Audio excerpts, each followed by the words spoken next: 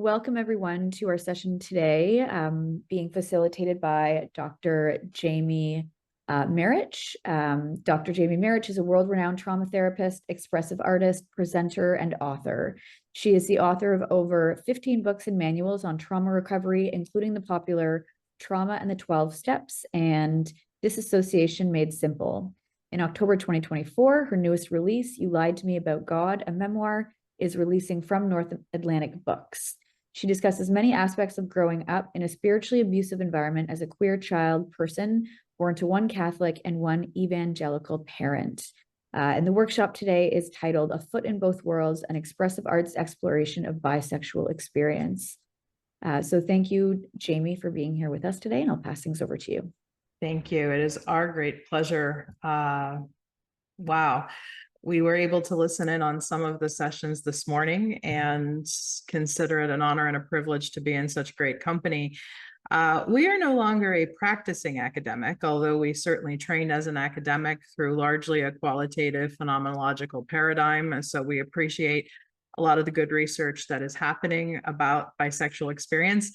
As was indicated in our introduction, we are primarily a practicing clinician at this point, a practicing trauma clinician who does a lot with the LGBTQ plus community, although because we identify as bisexual, that naturally is a lot of who we end up working with, not just as a clinician, but also as a teacher and a mentor and a facilitator. I do train 2 trauma therapy forms, EMDR therapy and expressive arts therapy, which is what we are here for today. So expressive arts is something, in my view, that you really have to experience and do. It will not be very useful if I just stand up here for the next 45 minutes or an hour and lecture at you about expressive arts using slide after slide. My intention with this is to let you in on some of my process, healing some of the kind of ingrained trauma of the bisexual experience that comes with growing up this way, not just in American society, but as was indicated in my introduction, in a religious home. And I hope, in keeping with expressive arts therapy, that you will be willing as well to maybe engage in some of your own process with this to the level of your comfort today. So before I share with you the process, that has really been about a 7-8 year art making process I've been on along this theme of foot in both worlds. I want to give you a couple just definitional paradigms of what makes expressive arts therapy.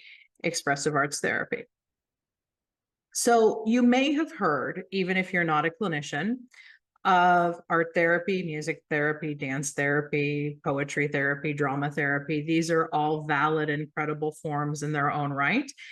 Yet expressive arts therapists, so it's probably understandable why we as a bisexual person would gravitate towards expressive arts therapy, don't see any usefulness in working with just one. That there are so many creative forms, so many expressive forms that really make this buffet that we can choose from.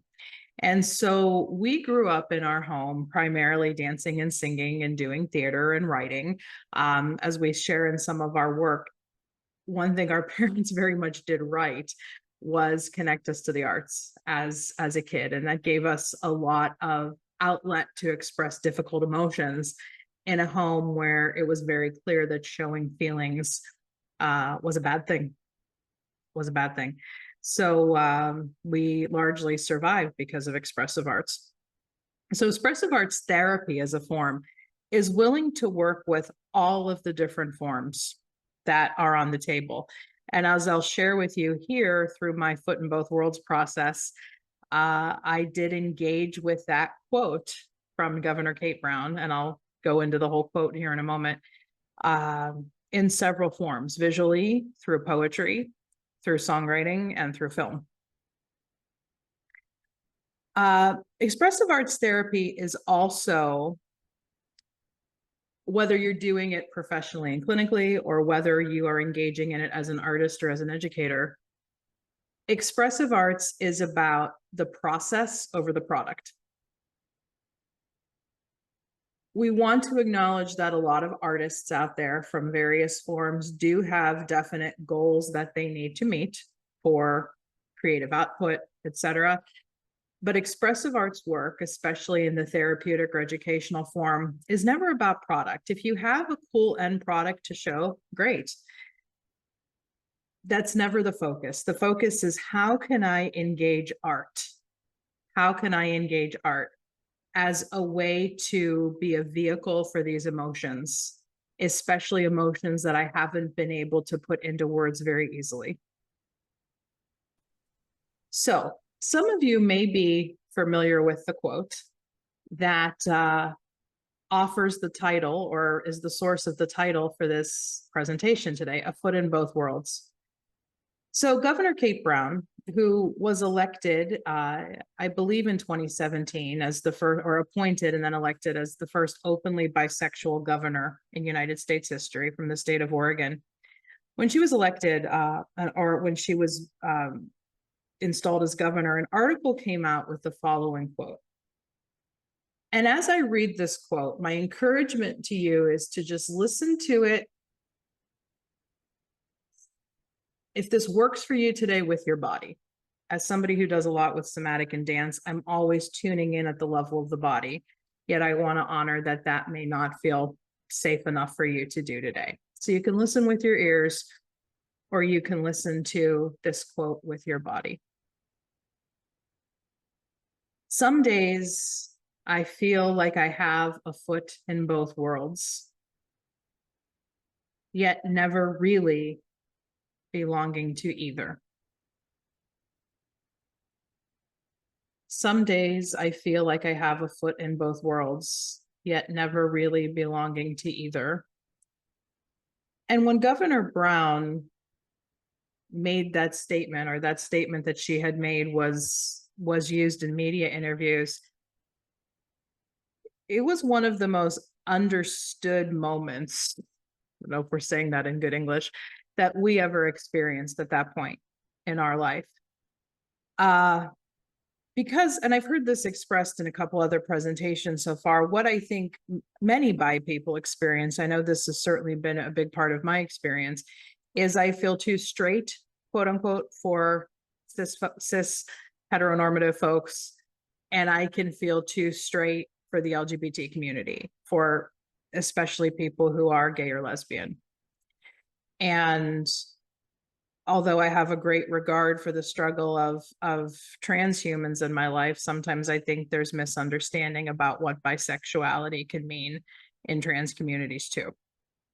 So I would say some of the greatest hate, snide remarks, microaggressions, although I don't really like that term, I think microaggressions can still be wounding, that we've experienced as a bi person have been from other members of the LBT, the other letters in the abbreviation.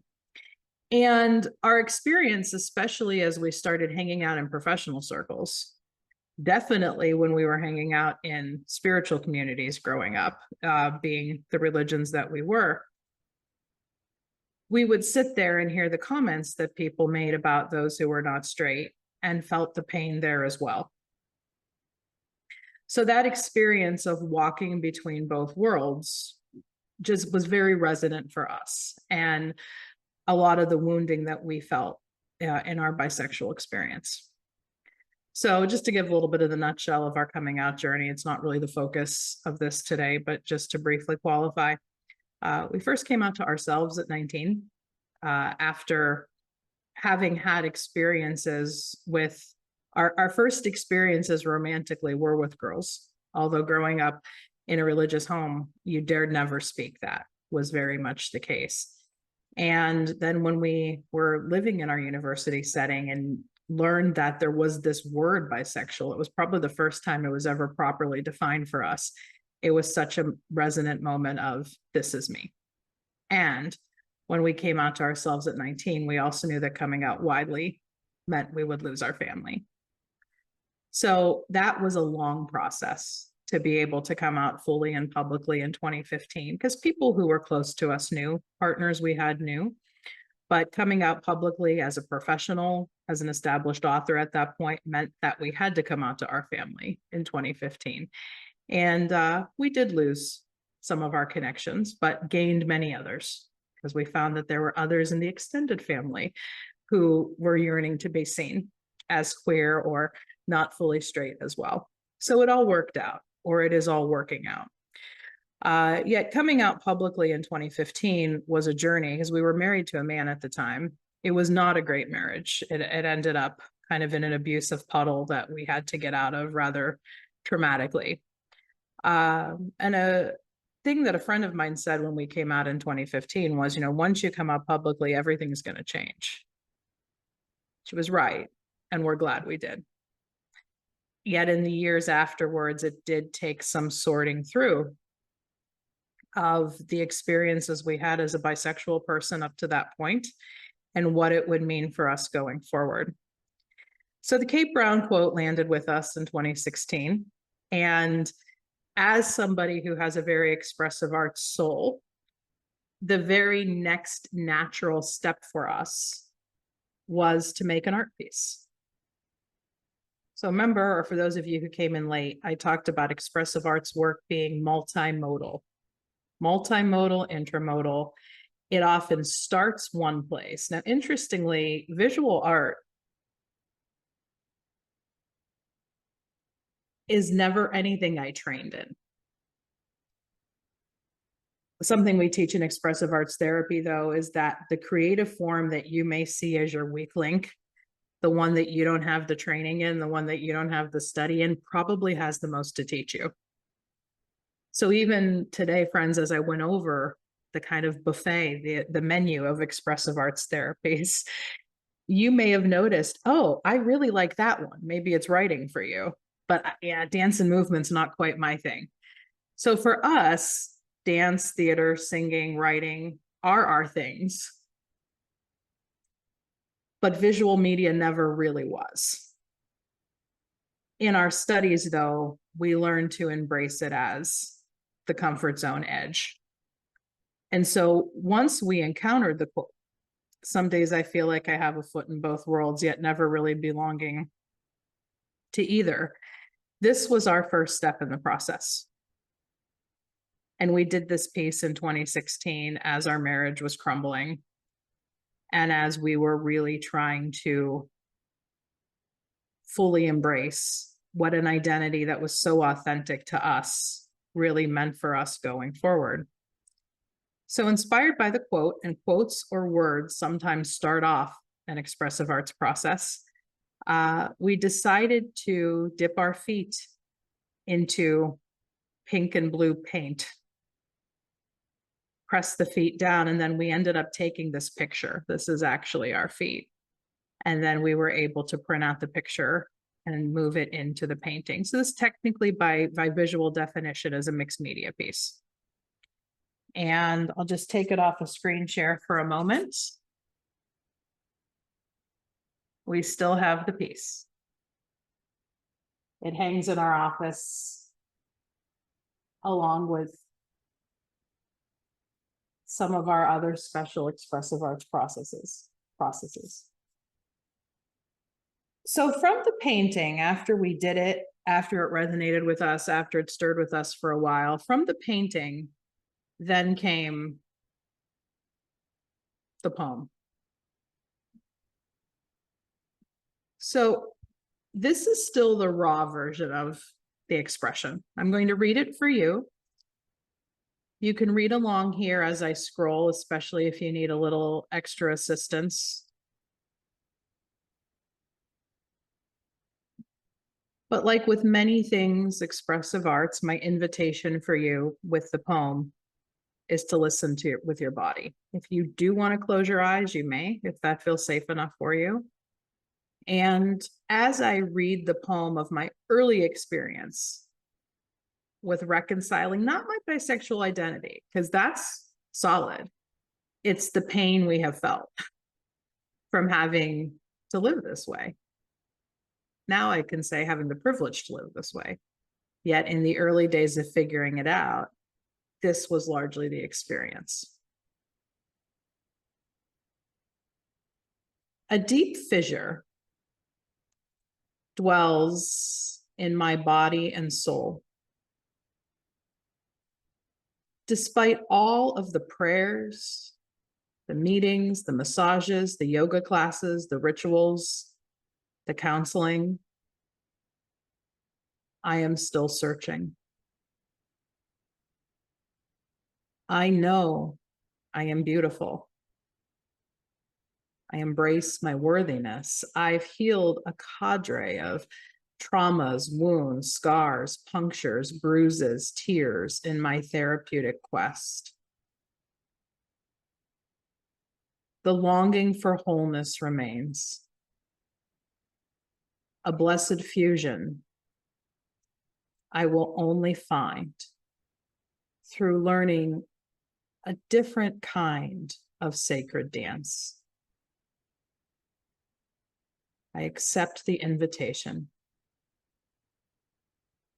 My dance needs 2 feet and an open heart. A path for hope exists to move, shake, twirl, breathe, enjoy, expand as authenticity embodied in this life.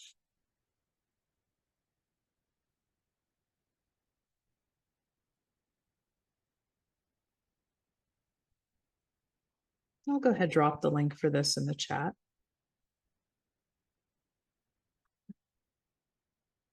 Often when I do a reading, I ask folks if there's a word or a concept from that you related to, that resonated for you, that maybe shimmered or sparkled for you. Maybe write that word down. Write that concept down. And again, here in the link, you have the text. Some of you may relate to this. It is a definite part of my story, and I got at it in the poem. Up until my full coming out in 2015, I had so many kinds of therapy. And I don't regret having so many kinds of therapy because there were a lot of traumas to heal from my childhood and from other adult experiences as well. Yet I remember hearing a leader in the addiction field speak around 2015, and he said, "Friends, I don't think you can hope to become the fullest, healthiest version of yourself unless you're being truly authentic about every part of you." And I want to be very careful to say, I never want to push anybody out of any kind of closet, because I know in some cultures, in some contexts, it's unsafe to be out. But at that point, I had a tremendous amount of professional privilege where I knew that coming out was not going to affect anything, at least not to the people who mattered. The big work I would have to do was having the conversations with my family. And doing that work, as horrible as it was in a lot of places, and coming out so publicly and fully, in a way did more for me than any kind of therapy ever did. But I also want to credit therapy and healing for preparing the table for me to do that. So what came next? If we're talking about process and being in process, we have the painting, we have the poem, we have all of these conversations and therapeutic work. I wrote a song. I ended up taking that poem, and as a singer-songwriter, I wrote it into a song called Dance with Your World, using the dancing and the feet metaphor. And I actually first performed that song in the fall of 2017, the very night my marriage ended. Long story I won't get into. It's highlighted in the memoir if you're really interested. But it did feel very freeing for me to sing that song on the night when absolutely everything collapsed. So I'm going to share the song with you now, Dance with Your World. Yet, instead of just singing it for you, I am going to show it as the music video. Because yes, the process continued. The song was written in 2017. The song stayed in my head. The song helped me continue to heal a lot of these other areas of my life. The song helped me as I wrote the memoir, You Lied to Me About God, which is out this fall, about the entire spiritual trauma experience. And I decided, in keeping with my expressive arts soul, that it was not enough just to have the song out there, even though I did finally professionally record the song this year. I wanted to set it to film. And so I thought, also as a short filmmaker, that being part of my process, what are some of the images that I wanted to put to this song? And there were a lot of different directions I could have taken it. Fundamentally, what landed for us was bisexual is just being me. It is, sometimes I'll say it's a part of who I am, but it really is the foundation of so much. But even that feels like an incomplete description, which I think the movie will show a little better. Because it makes sense that our sexuality would be one that is all embracing. Because that is so much of how we embrace the world, at least how we've learned to embrace the world, coming out of a lot of the toxic, emotionless, religious upbringing that we had. So the short film I'm about to show you, called Dance with Your World, is about 5 minutes long. I will project it here on my end. You can regulate the volume on your end. After the song is over, I'll have a period to just kind of let it settle with you. Once again, to notice what pops, what shimmers, what may resonate. I'm putting the lyrics in the chat should you need the assistance, because I don't know if the closed captioning is going to come through clearly enough. But let's give it a look and a listen. This is the first time I'm showing the full product of this short film to anyone publicly.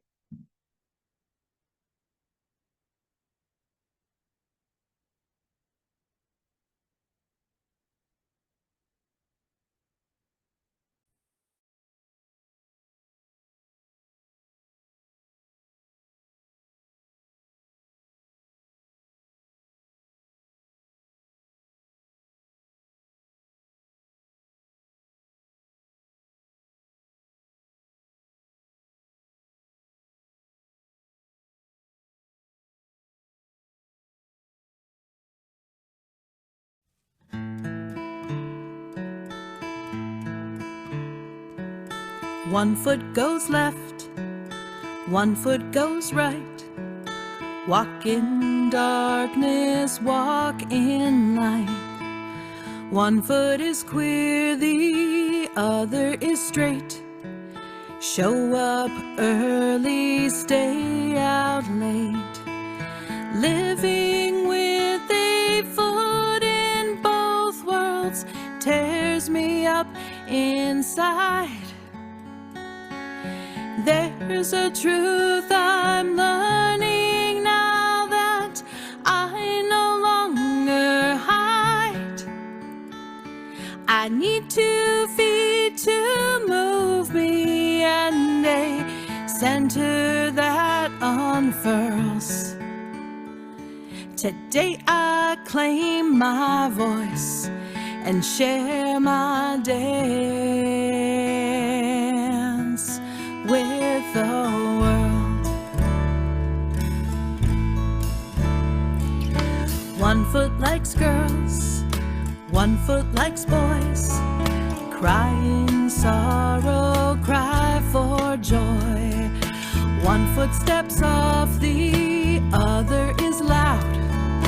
Walk alone, run with the crowd.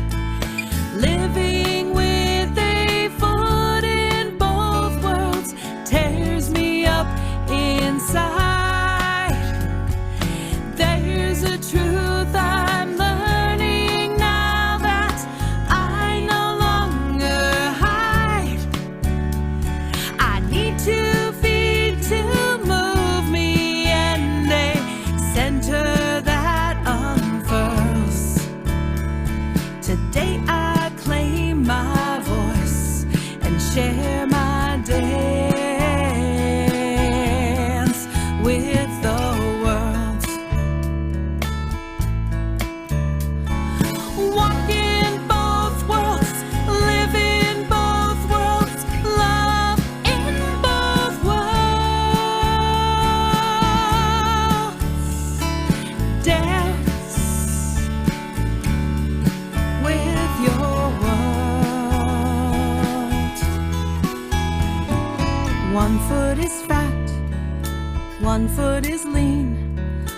treat you kind, I treat you mean.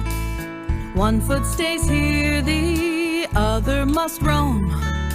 Walk the whole world, just stay home. Living with a foot in both worlds tears me up inside.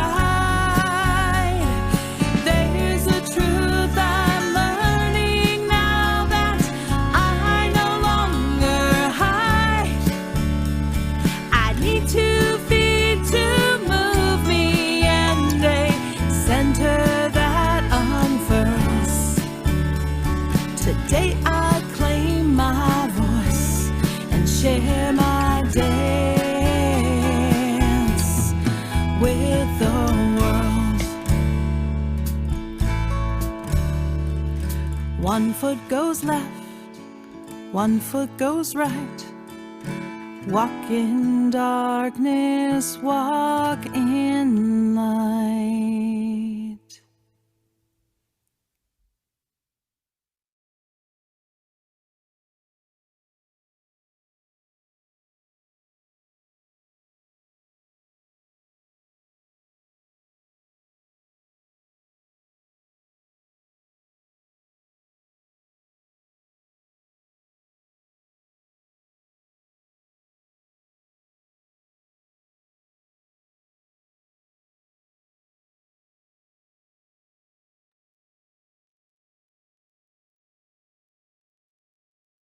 Thank you, friends.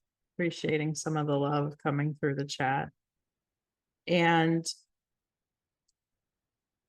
even though an artist likes to hear compliments, not going to lie, the big part of expressive arts work is really when we have the discussion, which I hope we have now, to talk about, what resonated for you? Maybe how did it affect you? Anything that I've shared so far, or if there's not a particular resonance with my content, what I'd like to hear is, in your experience so far, how have any of the arts maybe been a support for you in your journey of coming out, in your journey of healing from any wounds that may have been left by erasure, by shitty things people say, by traumas you've experienced either relationally or societally?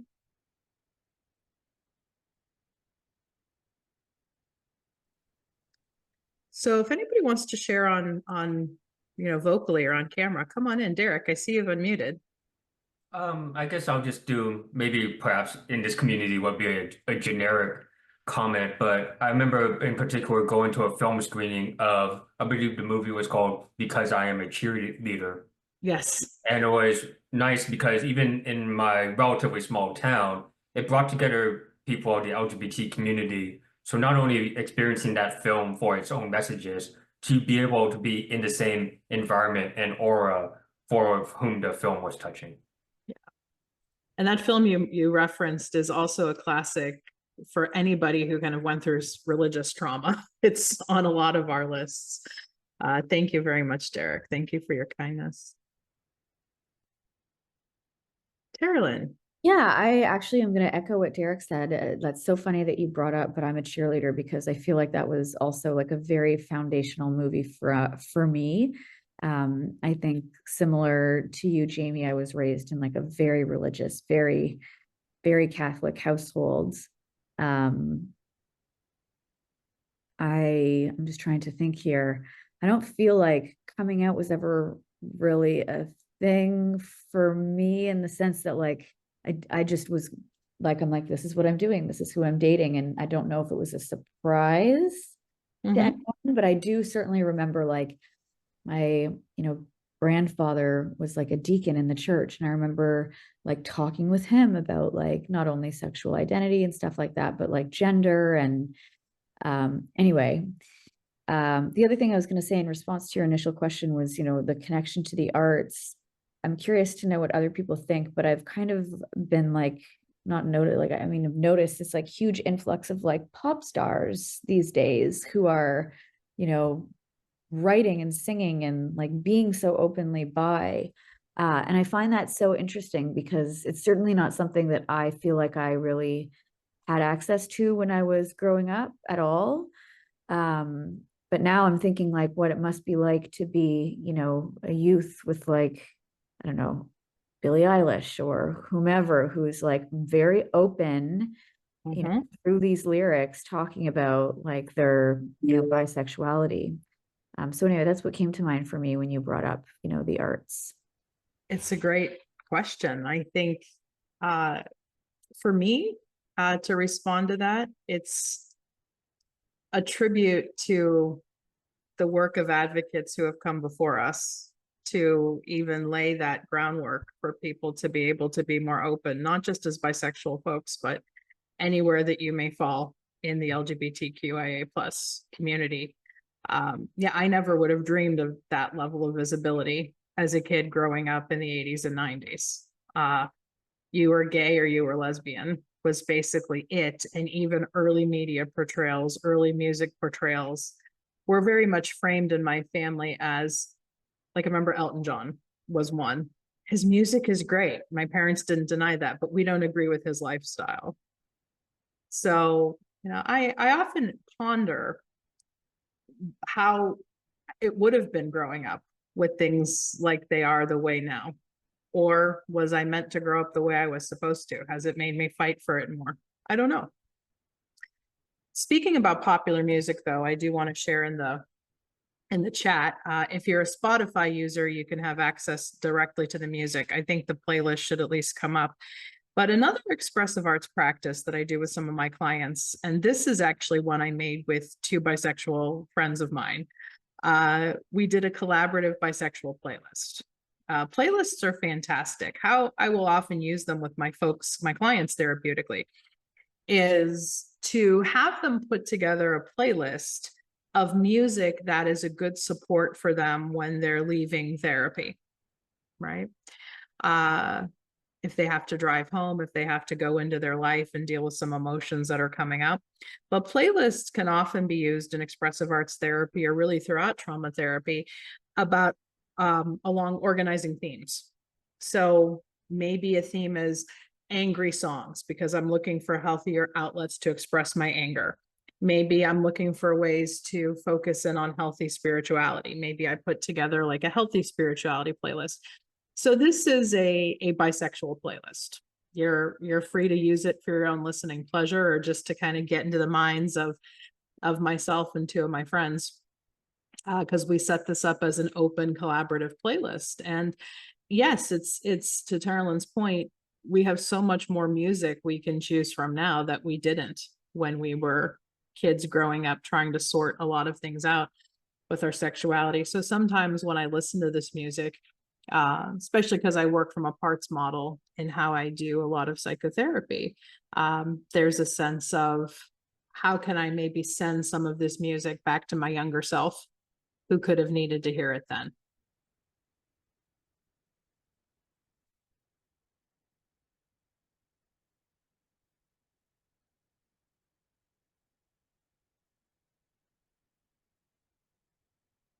So just reading a comment here, the arts have been essential for me for a long time in privately coping with trauma and in understanding and exploring my identity, usually through drawing or poetry.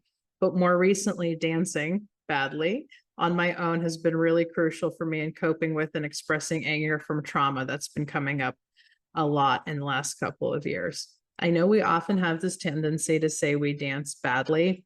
I would like to interject. You all have the right to dance. To me, there's no such thing as bad dancing. As an expressive arts person, I like to acknowledge, yes, we can honor and appreciate that some people dance professionally or do art professionally, and it takes a great deal of skill to do that. And this is part of the both and of the arts, you know, again, foot in both worlds, or both hands are welcome here. Everybody can dance. And so if it's giving you what you need, you are using it as expressive practice. And that absolutely warms my heart to hear. All right, friends. So if there are no other comments or questions at this time, what I would like to do is take us through a little bit of an expressive arts process here ourselves. You don't need anything for this other than your own body. However your body is showing up today. If you have some pen and paper nearby, that would be useful. If you're on a computer, I would assume that you all have like at least Microsoft Word or something similar that you can open up. So like many things in expressive arts, we're going to string together here probably about 2 or 3 different forms in very subtle ways. The first thing I would like to ask you to do is wherever you're at right now and I see all your cameras are off, so hopefully that takes away some of the self-consciousness here. I'd like to invite you for the next 30 seconds to a minute to just move the body in a way that the body needs to move right now. Maybe you do want to dance a little bit. Maybe you want to shake some things out. Maybe there's a sound of letting go. Just give yourself this time to attend to the needs of the body.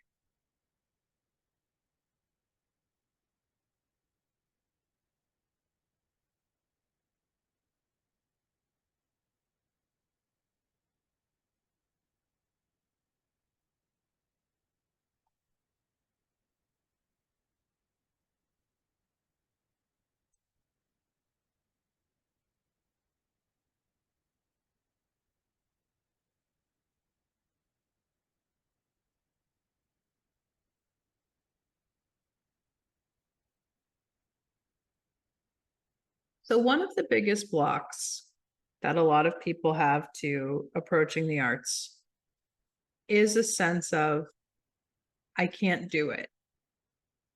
But what has often been ingrained in our heads is that you have to be able to do it well in order to say that you can do something. That's nonsense. There's a famous story in educational research about a researcher who asked a group of 6th graders, not 6th graders, 6-year-olds, 1st graders, how many of you can sing? And everybody raised their hand. He asked the same question of a group of college freshmen, and only one person raised their hand. And he famously wrote that somewhere along the way, we got the message that we have to be able to say we do something well in order to say we do it. And again, I go to well by whose standards? So hopefully with that inspiration, we are going to begin with a little bit of stream of consciousness writing. Meaning I'm going to give you a prompt, and then I'm going to give you 5 minutes to let the pen flow freely. And my recommendation here is to not let the pen stop. Even if you feel like you're writing nonsense words, this is just pre-writing, brainstorming. If you speak several languages, if you work in several languages, you can mix the languages in this exercise. It's more than okay.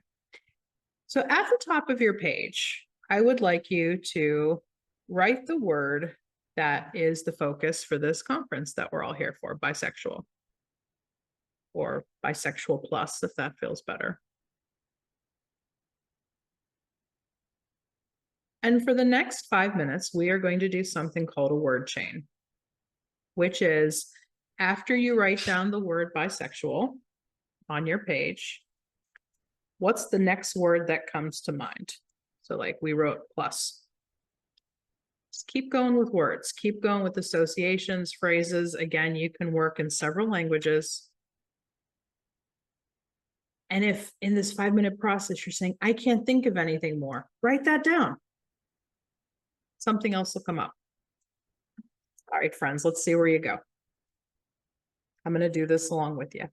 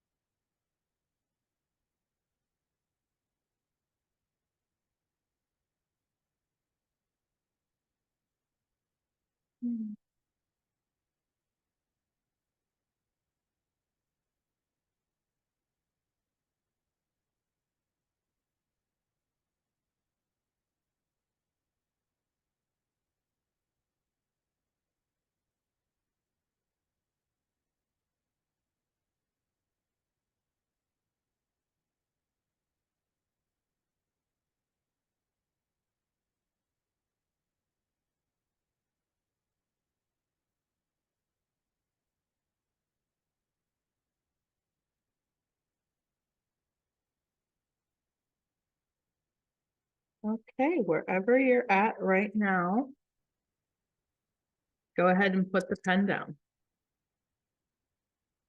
And take a breath.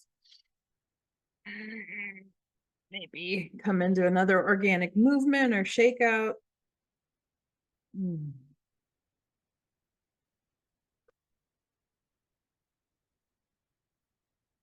now, the next phase of this, I just went all over the place with mine. Sometimes it feels like an artwork if I just write on top of other words instead of go to a new page, although whatever you did is great. And you may have noticed, I should have given this invitation, that drawing images may have felt more organic for you, or symbols, than actually writing words. So now I'm going to give you about 90 seconds. And I'd like you to skim over or scan over what you wrote and circle or underline. Like I have some circles, some underlines, some boxes around the words that feel most resonant for you today, especially if you need a little more direction, resonant to how you feel as a bisexual plus person today, or an ally of one, how you may just experience the world today. 90 seconds. Circle, underline, otherwise mark.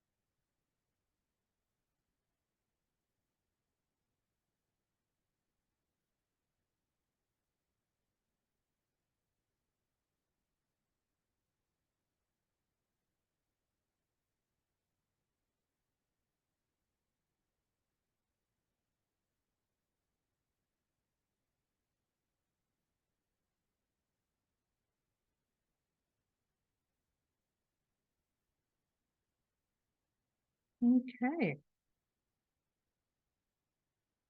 So now I'd like you to look over the words you circled or otherwise marked.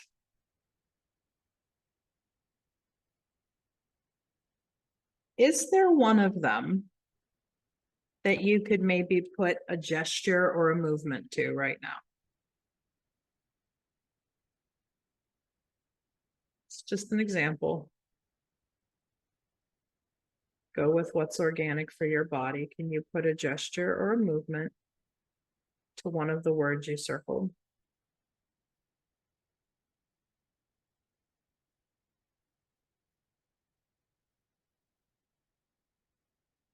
And then can you put a gesture or a movement to another word? Like what I just did for my process was, this is love. This is misunderstood. So play around for a minute, and you can put gestures or movements to all the words you circled. And see where you go with it.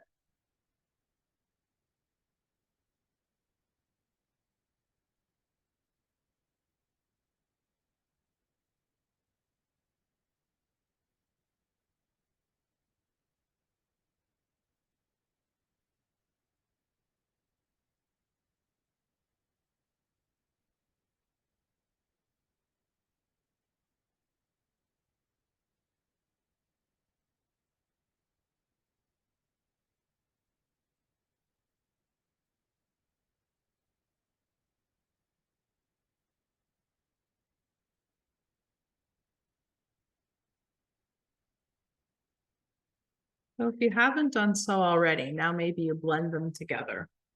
You just have 2 gestures or movements. You see what it's like to just move them back and forth. Or if you have 3 or more, like this one's free for me, how would it feel to just keep going with them? You are dancing, by the way, by doing this. Or you can think of this as just simple mindful movement.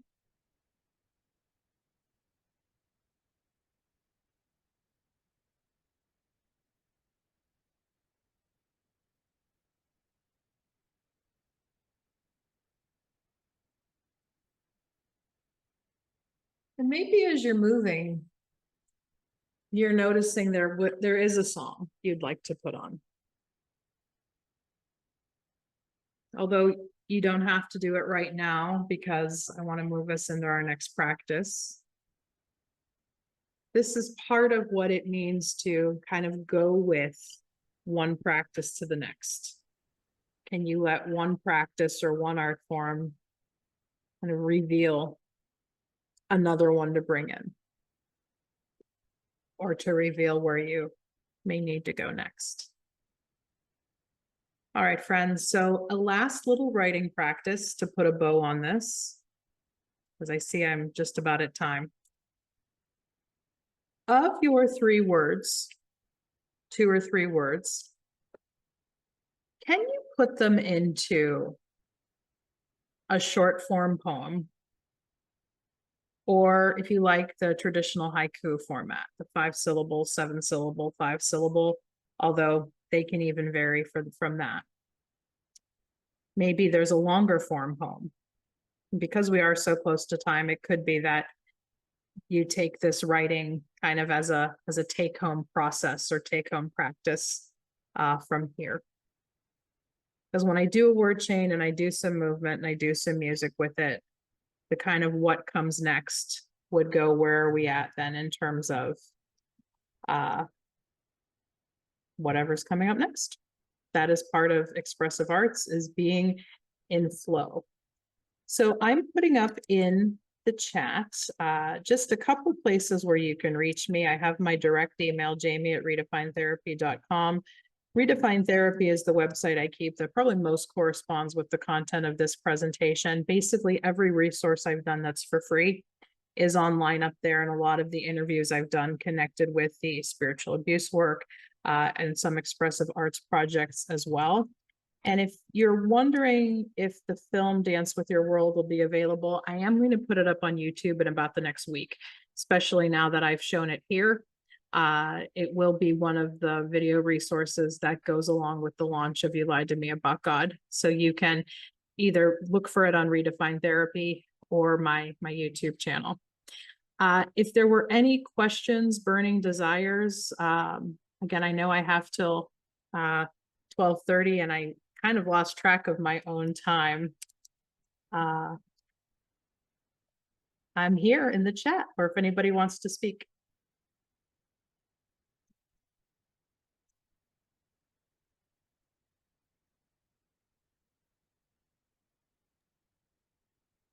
Well, I want to extend my thanks to Jamie. I have so much to think about, and while I definitely did the word association, I'm really struggling to come up with a cute little poem, but that, as I said, or as you said, sorry, will be something that I have to take away. So thank you again. This was really great. You're welcome. And it doesn't have to be cute. It can be whatever you need it to be.